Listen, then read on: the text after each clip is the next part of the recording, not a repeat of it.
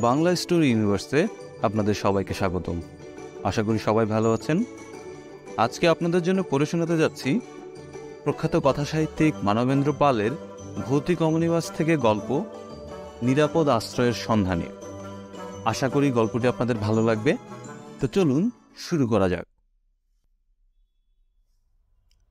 সেবার পুজোর সময়ে পুরী যাব বলে অনেক আগেই ট্রেনের রিজার্ভেশন করে রেখেছিলাম, কিন্তু পরে হোটেল বুক করতে গিয়ে কোথাও জায়গা পেলাম না।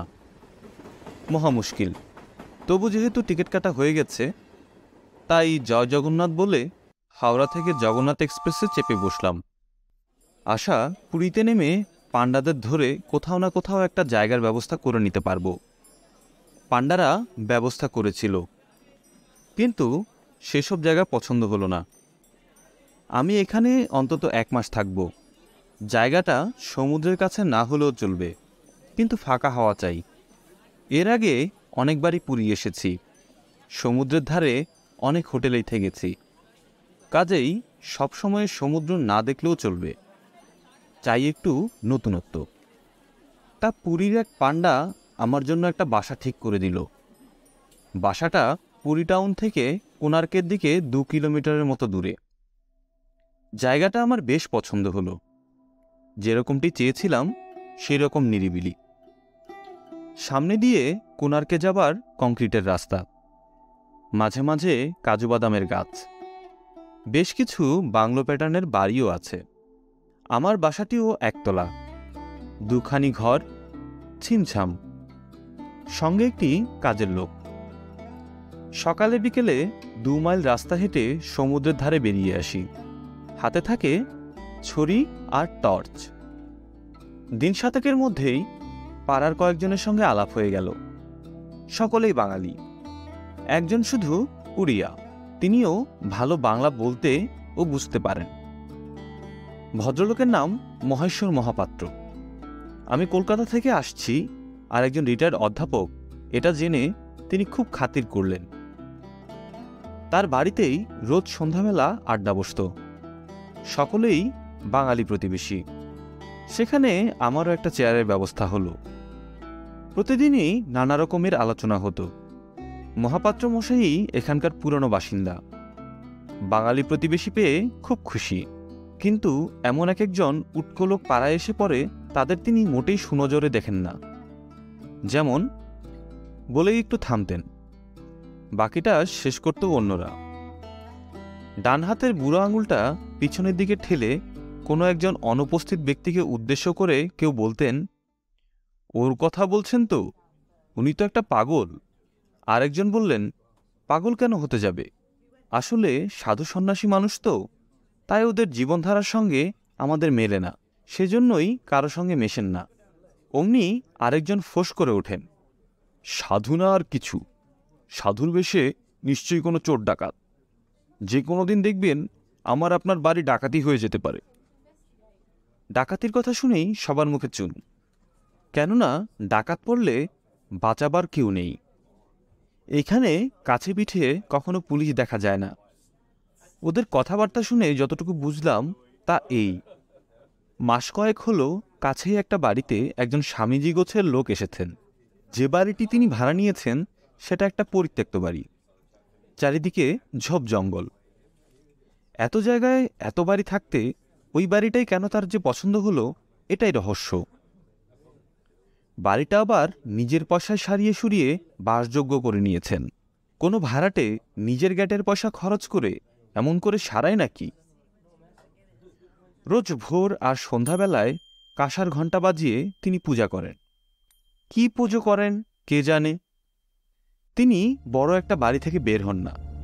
সারাদিন একা একা কি করেন কেউ জানে না। যদিও বা 1-8বার বেরোতে দেখা যায়, তা তিনি কারো দিকে ফিরে তাকান না, এমনই দাম্ভিক। এহেন একজন লোককে নিয়ে যে নানান কথা উঠবে তা তো স্বাভাবিক। কয়েকদিন পর আরও কিছু রটনা কানে এলো। অনেকেই নাকি ওই পথ দিয়ে যেতে যেতে শুনেছেন দিনে দুপুরে বা রাত্রিরে স্বামীজি কারো সঙ্গে ইংরেজিতে কথা বলছেন। কি কথা বলেন তার 2-একটা শ্রোতাদের কণ্ঠস্থ, যেমন, no no, don't go out, don't open the window, no fear, I am here. মজার ব্যাপার, এই কথাগুলো তিনি একাই বলেন, কারো উত্তর শোনা যায় না। এই থেকে অনেকের ধারণা হয়েছে লোকটা সত্যিই পাগল, কিংবা অন্য কোনো ব্যাপার। অন্য কোনো ব্যাপার আর কি হতে পারে? যার সঙ্গে তিনি কথা বলছেন সে অদৃশ্য? শুনতে শুনতে গায়ে কাঁটা দিয়ে ওঠে। কি বলতে চাইছেন মহাপাত্র মশাই? আমি জিজ্ঞেস করি। উনি উত্তেজিত হয়ে বলেন, কি বলতে চাই এখনো বুঝতে পারছেন না? উনি কোনো তান্ত্রিক কিংবা ওঝা, বাড়িতে ভূত পুষে রেখে দিয়েছেন। দরকার বুঝলেই আমার আপনার পিছনে ভূত লেলিয়ে দেবেন। সবাই শুনে স্তম্ভিত। এতটা কেউই ভাবেননি। আমি অবশ্য কিছু না বলে হাসলাম। ভূত কুকুর বেড়াল কিনা যে ঘরে পুষে রাখবে? যাই হোক, খুব কৌতূহল হলো। ঠিক করলাম একদিন স্বামীজির সঙ্গে দেখা করবই। ঝোপের মধ্যে প্রায় লুকানো পুরানো একতলা ছোট্ট বাড়িটা দেখেই মনে হলো এ বাড়িতে যিনি শখ করে থাকতে পারেন তিনি আর যাই হন সাধারণ মানুষ নন। তখন বিকেল 4টে। এর মধ্যে জায়গাটা যেন রহস্যময় অন্ধকারে আচ্ছন্ন হয়ে গেছে। দরজায় কড়া নাড়তেই স্বামীজি দরজা খুলে সামনে এসে দাঁড়ালেন। লম্বা ফর্সা চেহারা, শক্ত শরীর, বড় বড় সুন্দর চোখ, ন্যাড়া মাথা, গায়ে গেরুয়া ফতুয়া, পরনে গেরুয়া রঙের ছোবানো ধুতি লুঙ্গির মতো করে পরা, গলায় রুদ্রাক্ষের মালা, পায়ে কাঠের খড়ম। এক নজর ঘরটা দেখে নিলাম। দেওয়ালের কোলঙ্গায় পর্দার মতো লাল শালুর আড়ালে তার ছোট্ট ইষ্ট দেবতা। সে দেবতা কে দূর থেকে তা বোঝা গেল না। সামনেই ঘণ্টা, শাক। ওদিকের দেয়ালের কোণে মস্ত একটা ঝকঝকে ত্রিশূল। দেখে ভয় হয়। ওই ত্রিশূল দিয়ে স্বচ্ছন্দে মানুষ মারা যায়। স্বামীজিকে বিনম্র নমস্কার করলাম। তিনিও গম্ভীরভাবে প্রতি নমস্কার করলেন। আমায় দেখে এতটুকু অবাক হলেন না।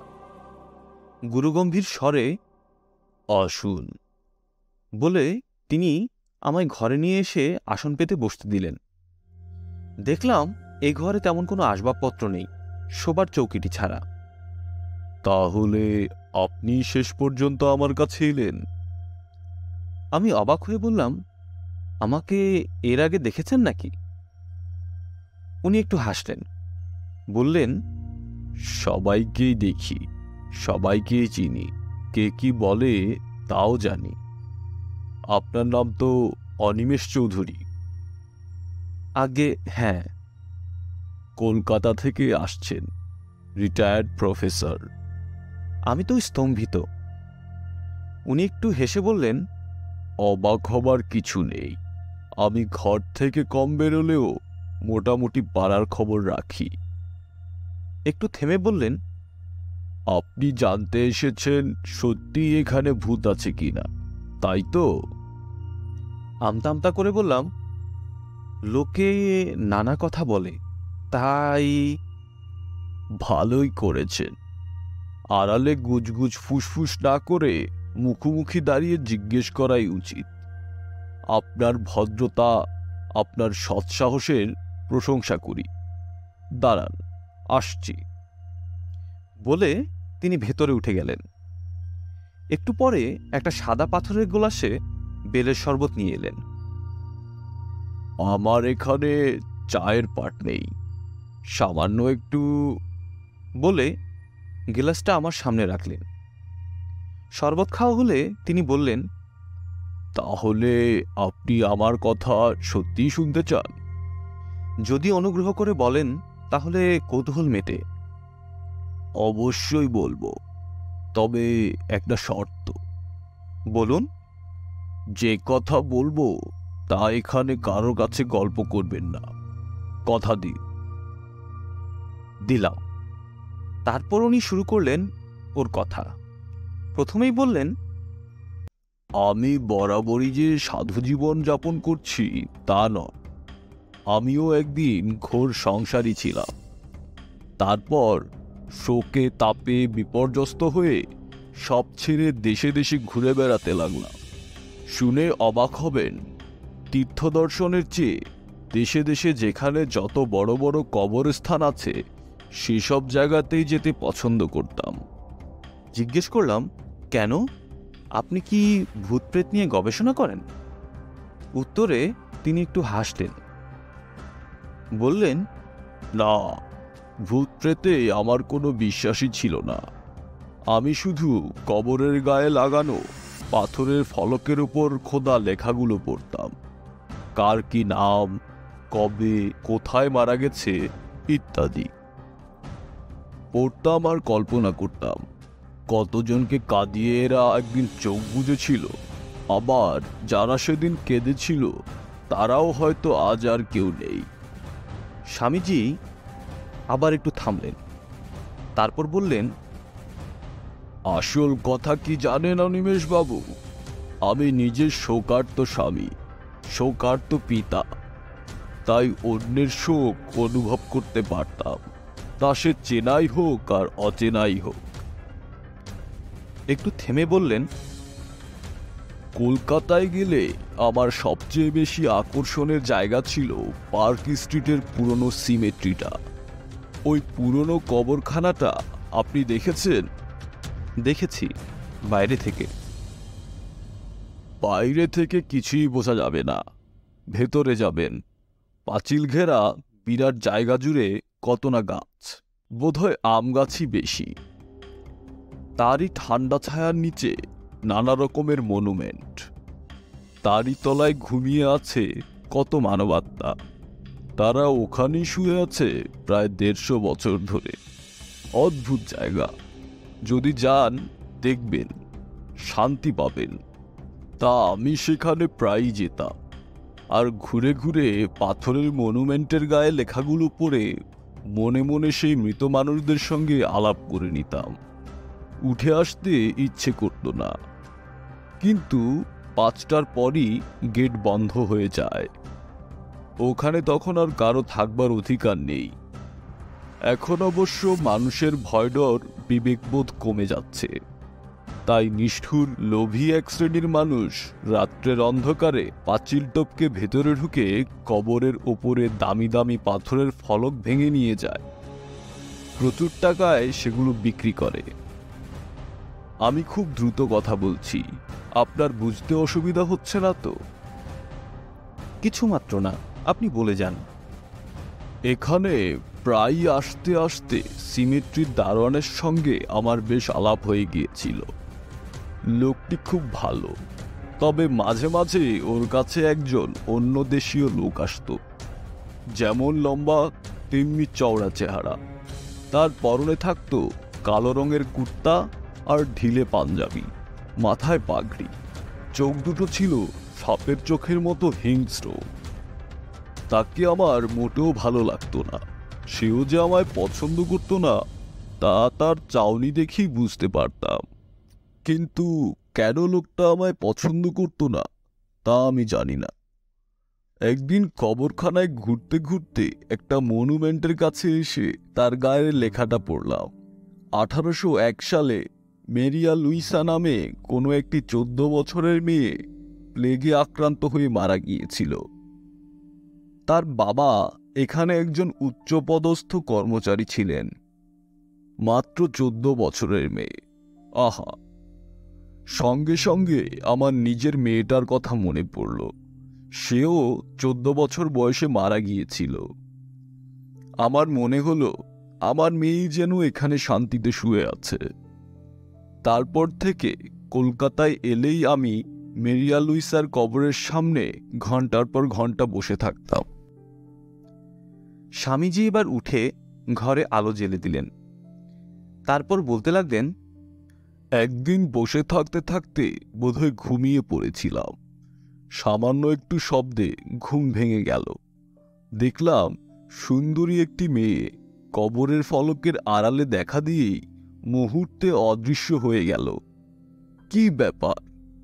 তখনই উঠে দাঁড়িয়ে চারিদিকে খুঁজলাম, কিন্তু কাউকে দেখতে পেলাম না। অথচ আমি তাকে পরিষ্কার দেখেছি। ফর্সা টকটকে রং, কাঁধ পর্যন্ত পশমের মতো নরম কটা চুল। পরনে স্কার্ট, বয়স বছর 14, মুখে করুণ হাসি। কে এই মেয়ে? মেরিয়া লুইস নয় তো? এতকাল পরেও তার আত্মা কি নতুন দেহ ধারণ করেনি? এ কি রহস্য? স্বামীজি একটু থামলেন। আমার গায়ে কাঁটা দিয়ে উঠল। আমি নড়ে চড়ে বসলাম। তারপর থেকে যখনই আমি পার্ক স্ট্রিটের ওই কবরখানায় আসি, ওখানেই আমি ব্যাকুল হয়ে বসে থাকি, যদি আর একটি বার তার দেখা পাই। স্বামীজি এবার একটু থামলেন। দীর্ঘ নিঃশ্বাস ফেলে বললেন, অনিমেষ বাবু, আপনার শুনতে ইচ্ছে করছে তো? বললাম, নিশ্চয়ই। একদিন অমনি বসে আছি, হঠাৎ পেছনের শুকনো পাতার উপর খসখস শব্দ। কেউ যেন এদিকে আসছে।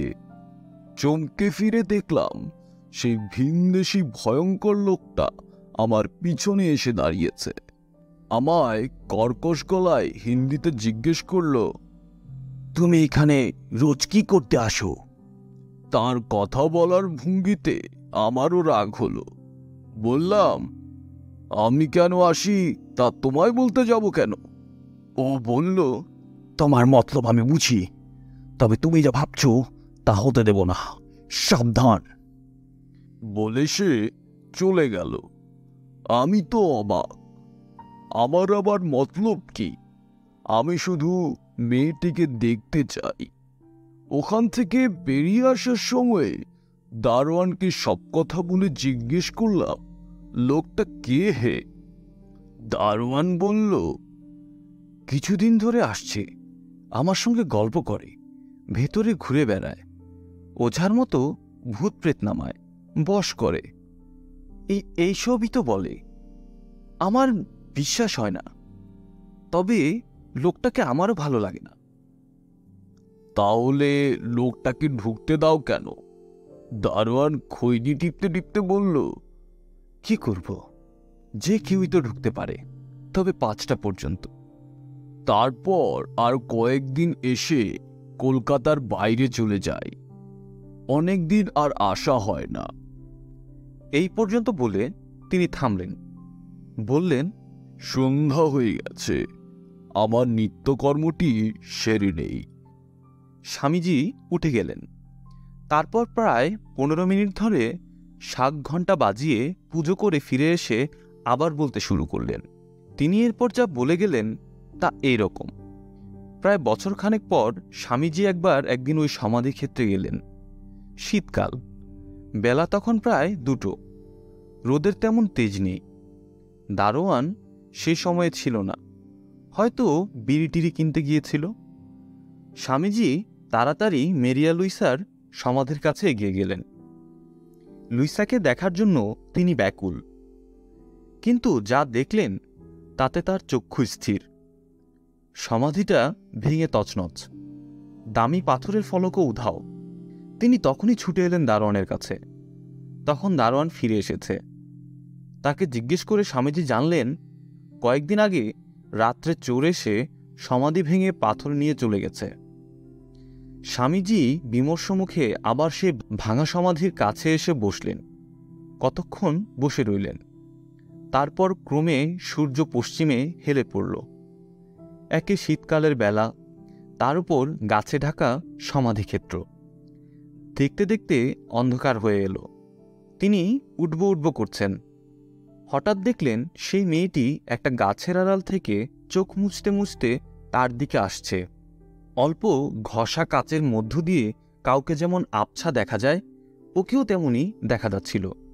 লুইসা! মেয়েটি খুব নিচু গলায় ইংরেজিতে অল্প কয়েকটি কথা বলল।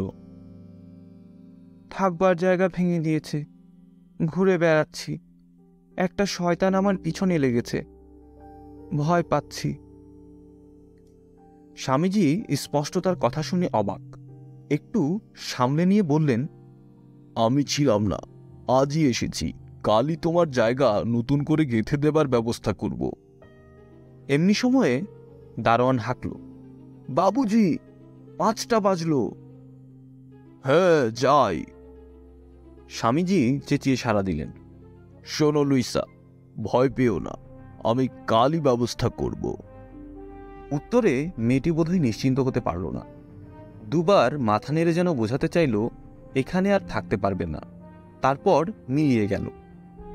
সিমেট্রি থেকে নিশ্চিন্ত মনে বেরিয়ে এলেন স্বামীজি। হঠাৎ একটা কনকনে বাতাস মুহূর্তের জন্য তাকে কাঁপিয়ে দিয়ে গেল। তিনি অবাক হলেন। যদিও এটা পুরোদস্তুর শীতকাল, তবু মুহূর্তের জন্য এমন ঠান্ডা বাতাস বইল কেন? তিনি হাঁটতে লাগলেন পার্ক স্ট্রিট ধরে। পার্ক স্ট্রিট থেকে ঢুকলেন রডন স্ট্রিটে। জায়গাটা খুবই নির্জন। স্বামীজি হনহন করে হাঁটছেন তার বাসার দিকে। এরই মধ্যে বেশ অন্ধকার হয়ে এসেছে। হঠাৎ মনে হলো কেউ যেন তার পিছন পিছন আসছে। তিনি তখনই ঘুরে দাঁড়ালেন। না, কেউ নেই। কেন কে জানে তিনি খুব সাবধান হলেন। এরকম হলো আরও দুবার। তিনি স্থির বুঝলেন কেউ তার পিছু নিয়েছে। কিন্তু তার মতো নিঃস্ব মানুষ, যার টাকা পয়সা কিছুই নেই, তার পিছু নেবার কারণ কি? আবার সেই পায়ের শব্দ, এবার বেশ স্পষ্ট। তিনি তৎক্ষণাৎ ঘাড় ঘোরালেন। দেখলেন বেশ দূরে একটা লম্বা মতো লোক। হ্যাঁ, কবরখানার সেই লোকটাই সতর্কভাবে তাকে অনুসরণ করছে। কিন্তু সে তো বেশ দূরে রয়েছে। খুব কাছে, পরপর তিনবার। সেটা কার পায়ের শব্দ? তিনি আর ভাবতে পারলেন না। তার মতো মানুষেরও কিরকম ভয় করতে লাগলো। তিনি আরও জোরে হাঁটতে লাগলেন, যাতে তাড়াতাড়ি বাড়ি পৌঁছাতে পারেন। একসময় তিনি বাড়ি এসে পৌঁছালেন। তাড়াতাড়ি তালা খুলে ভেতরে ঢুকেই দরজা বন্ধ করে দিলেন। আলো জ্বাললেন। জানালাগুলো খোলা ছিল, চটপট বন্ধ করে দিলেন। তারপর রাত 9টার পর সামান্য কিছু খেয়ে যখন মশারি টাঙিয়ে শুতে যাবেন, দেখলেন মশারির বাইরে ছায়া ছায়া মূর্তি নিয়ে মেয়েটি দাঁড়িয়ে। স্বামীজি চমকে উঠে বসলেন। আরে সর্বনাশ! তুমি এখানে? তোমার সঙ্গেই তো আসছি। কেন? বারে, আমি থাকবো কোথায়? ওখানে চোরে আমার ঘর ভেঙেছে। শয়তান ফাঁদ দিয়ে আমায় ধরার জন্য ঘুরে বেড়াচ্ছে। তুমি ছাড়া আমার তো আর কেউ নেই। স্বামীজি মাথা চুলকে বললেন, কিন্তু তুমি মৃত, আমি জীবিত, একসঙ্গে থাকা সম্ভব কি করে? মেয়েটি একটু হাসল, বলল, নো প্রবলেম আঙ্কেল।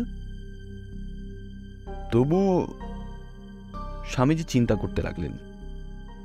বেশ, তবে থাকো, কিন্তু থাকবেটা কোথায়? তার উত্তর না দিয়ে কিশোরীটি রিনরিনে গলায় বলল, আমাকে নিয়ে থাকতে তোমার কি ভয় করবে? স্বামীজি ঢোক গিলে বললেন, না, তোমাকে আর ভয় কিসের? তুমি তো আমারই মেয়েটারই মতো। না আঙ্কেল, মৃত আত্মাকে সকলেই ভয় পায়। আমিও আমার দাদাকে খুব ভালোবাসতাম। মরে গিয়েই দাদাকে দেখা দিলাম। ও তখন কাঁদছিল, কিন্তু আমাকে দেখেই ভয়ে অজ্ঞান হয়ে গেল। স্বামীজি তখন বোধহয় অন্য কথা ভাবছিলেন। সেই একই সমস্যার কথা তুললেন। তুমি থাকবে কোথায়? আমার শোবার জায়গা আমি করে নিচ্ছি। বলে মেয়েটি শুরুত করে চৌকির নিচে চলে গেল। এই এক অদ্ভুত অবস্থা। যে চৌকিতে স্বামীজি শুয়ে রয়েছেন, তারই নিচে একটি প্রেতাত্মা। হোক সে কিশোরী, তবু তো সে মানুষ নয়। তার দাদাও বোনকে দেখে ভয় পেয়েছিল। অনেকক্ষণ ঘুমাতে পারেননি স্বামীজি। বারে বারেই চৌকির নিচে উকি দিয়ে দেখছেন। না, কিচ্ছু নেই, ফাঁকা, যেমন ছিল। শুধু জায়গাটা বরফের মতো ঠান্ডা। কখন ঘুমিয়ে পড়েছিলেন খেয়াল ছিল না। হঠাৎ কিসের শব্দে ঘুম ভেঙে গেল। শব্দটা আসছে মাথার দিকের জানলার কাছ থেকে। তিনি মশারির ভেতর থেকেই টর্চ জ্বালালেন। সঙ্গে সঙ্গে তার শরীরের পেশিগুলো শক্ত হয়ে উঠল।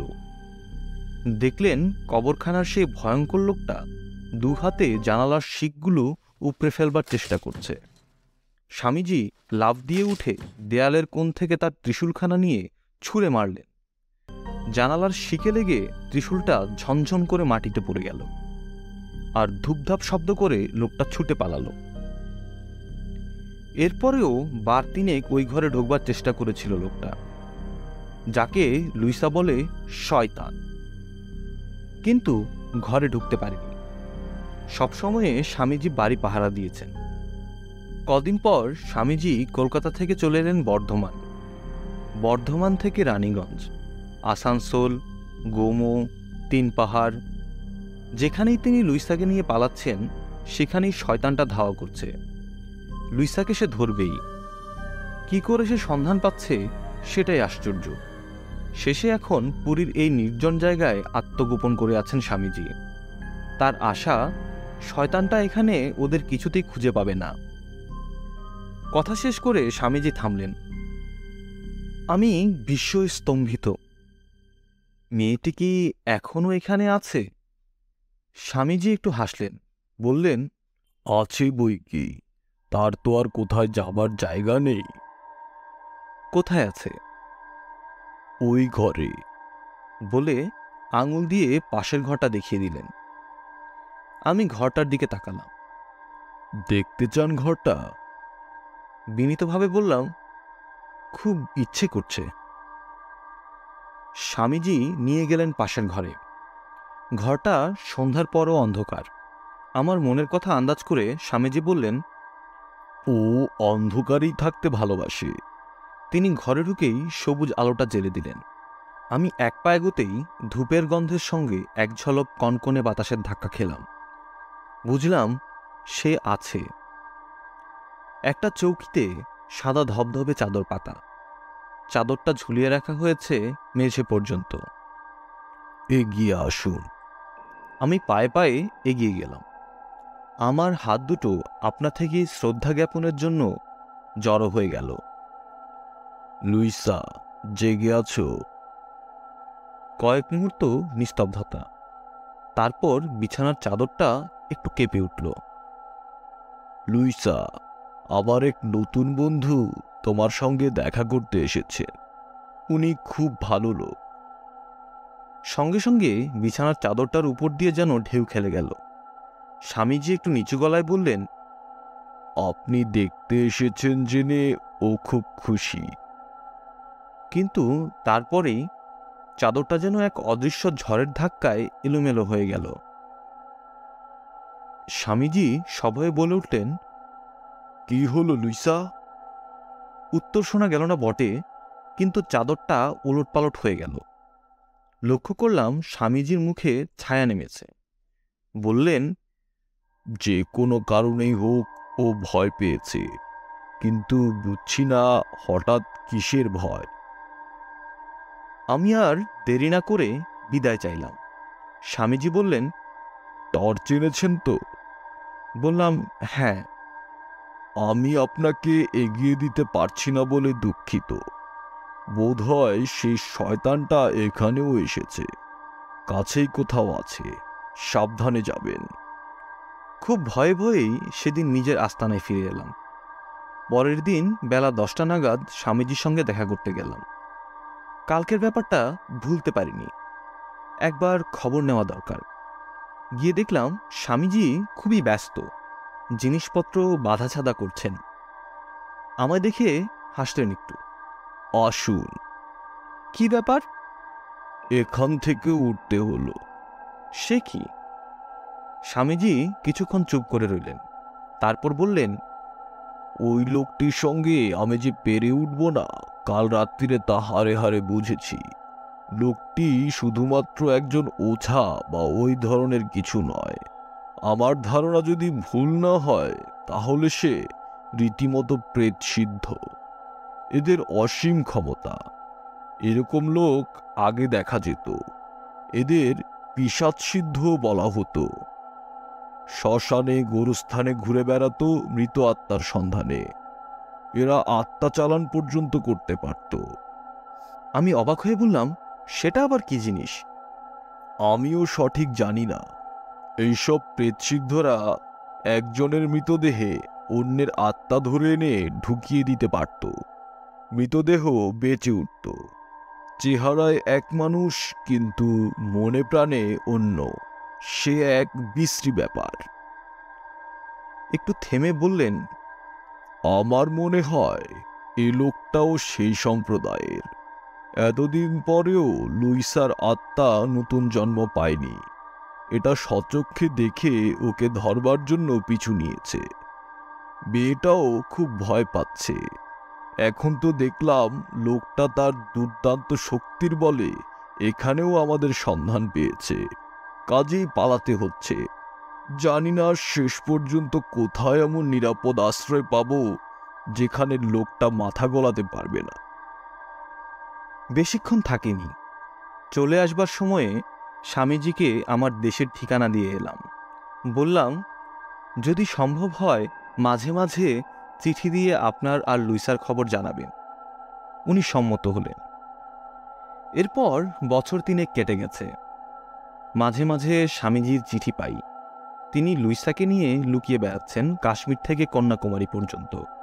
কিন্তু পিছনে লেগেই আছে সেই প্রেতসিদ্ধ লোকটা। যেখানে স্বামীজি যাচ্ছেন সেখানেই সে। তাই স্বামীজির চিঠির ছত্রে ছত্রে শুধু ভয়, কোন নিরাপদ আশ্রয়ে গেলে মেয়েটাকে রক্ষা করতে পারবে। স্বামীজির কথা রেখেছি, কাউকে বলিনি তার কথা। তাছাড়া কেই বা বিশ্বাস করবে? কেউ একজন একটি কিশোরীর বিদেহী আত্মা সঙ্গে করে পথে পথে দেশে দেশে ঘুরে বেড়াচ্ছে উদ্ভ্রান্ত হয়ে। তারপর একদিন ব্যান্ডেল চার্চে বেড়াতে গিয়েছি। হঠাৎ দেখা স্বামীজির সঙ্গে। উনি আমায় আবেগে জড়িয়ে ধরলেন। বললাম, আপনি এখানে? উনি বললেন, চলুন গঙ্গার